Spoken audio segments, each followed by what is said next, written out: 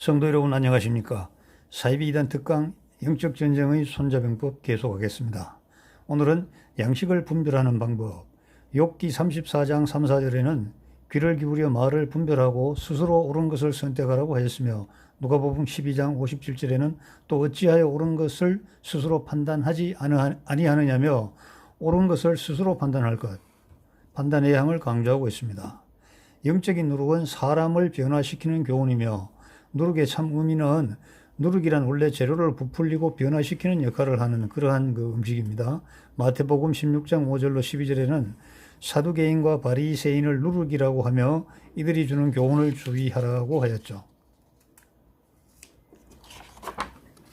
이 말씀은 오병이어 기적을 이루시고 5,000명을 먹이시고 호수 건너편에 닿은 후에 제자들이 남은 12강주리의 떡을 챙겨오지 못한 것을 아쉬워하자 예수님께서 사두개인과 바리새인들의 잘못된 가르침을 새기시면서 하신 말씀이죠.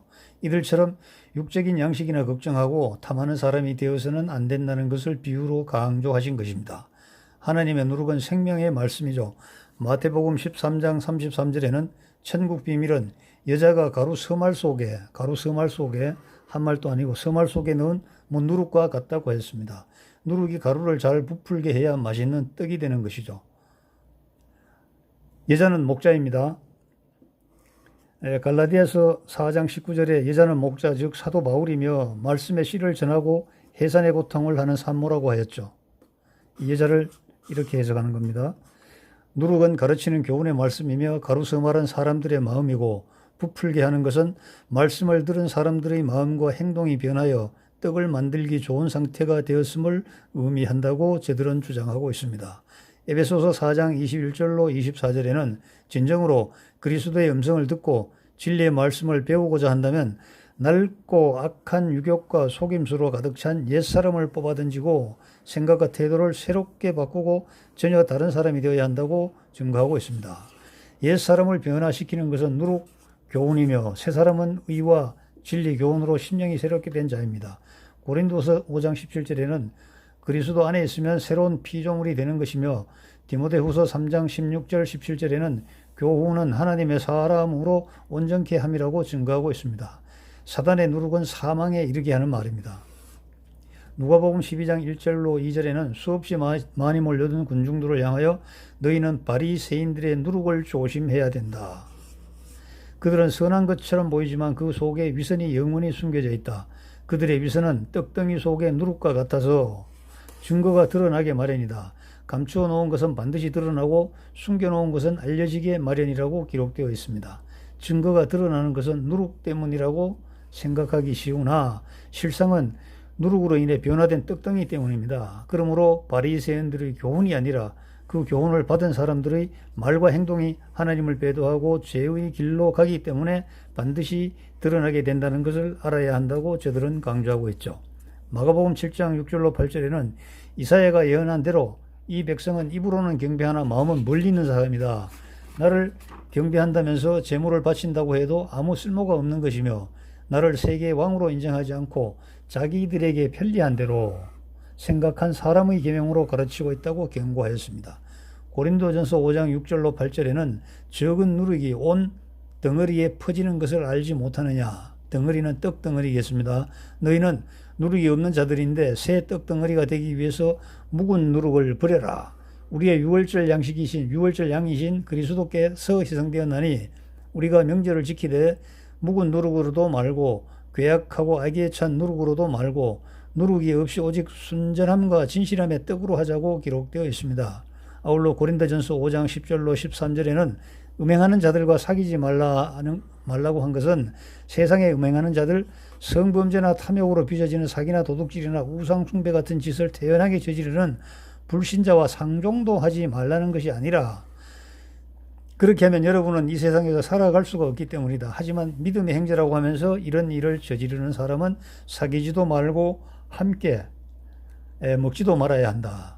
교회 밖의 사람들을 심판하는 것은 하나님께 맡기고, 교회 안의 사람들이 이런 못된 짓을 저지르면 처벌하여 교회 밖으로 쫓아내야 한다고 이루고 있습니다.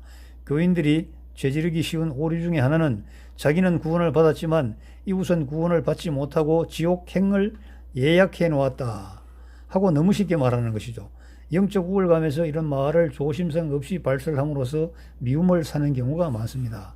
믿지 않는 사람들은 믿음의 자녀들에게는 보화 창고와 같은 것입니다. 믿지 않는 사람들에게 하나님의 참된 진리의 세계에 들어와 함께 이 땅에서 영광은 물론이고 육신의 생명이 다하는 날에 하나님께서 계시는 천국에 들어가 함께 영원히 생을 누릴 영적인 동반자이기 때문입니다. 이 말은 맞는 얘기죠. 불신자가 존재하는 덕분에 전도가 가능한 것이고 하나님의 세계는 영원히 확장되어 갈 수 있는 것이다. 우리는 이웃들과의 사이에 악한 누룩이 되지 말고 선한 누룩이 되어 모두가 하나님께서 기다리시는 진리의 세계로 들어가는데 선한 변화의 역할을 해야 한다. 어떻게? 자기들 교단으로 와서 이 얘기를 하기 위해서 또 이렇게 장황한 얘기를 늘어놓는 것입니다. 여러분, 오늘은 요 짧은 얘기로 마치겠습니다. 감사합니다. 여러분들께 항상 주님의 은총이 함께 하길 바라면서 제가 진행하는 영적 전쟁의 손자병법 강의에 현재 사이비 이단들을 질타하는 다른 어떤 사람들보다도 내용이 다릅니다. 그들의 어떤 도덕적 윤리적인 것을 많이 질타하죠. 지금 우리 정통 기성교회에서. 그러나 윤리 도덕적인 문제는 우리 정통 기성교회에도 쟤들 못지않게 많이 발생하고 있습니다. 돈 문제, 여자 문제, 또 약속을 지키지 않는 문제, 정말 우리가 반성해야 될 문제들이 안티 크리스찬 카페만 들어가도 수도 없이 넘칩니다.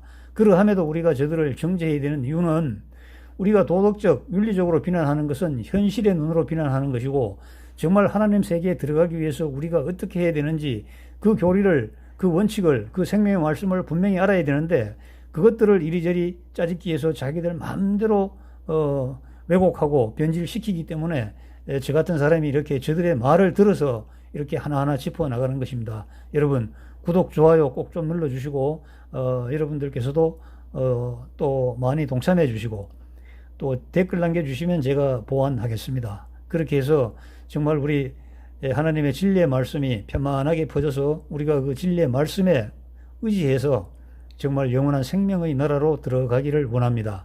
사실 세상이야 어떻게 되건 말건 나만 믿어서 예를 들어서 옛날에 중세 카타콤 같이 그런데 숨어서 정말 어른들의 키가 150도 안 되고 조그만하게 그렇게 성장이 발육이 정지가 되어서 말입니다.